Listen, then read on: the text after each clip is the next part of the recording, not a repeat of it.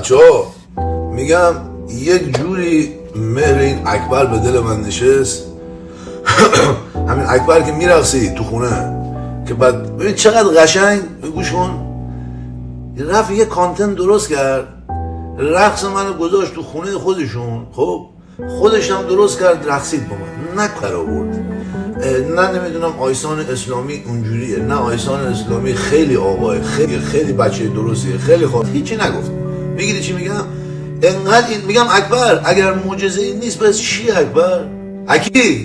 اکی میگم اگه معجزه این نیست چیه ما 20 سال 10,000 تا فالوور داشتیم یکی 10,000 تا فالوور داشت ما رو 20,000 تا فالوور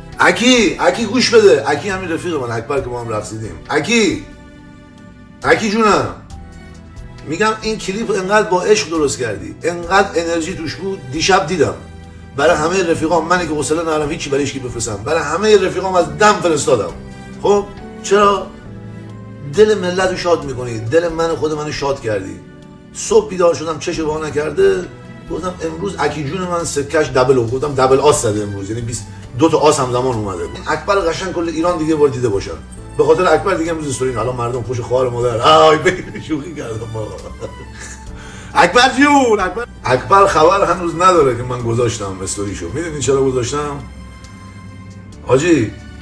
چیزی که از دل آید بر دل نشیند این سکوت سنگین یه غمی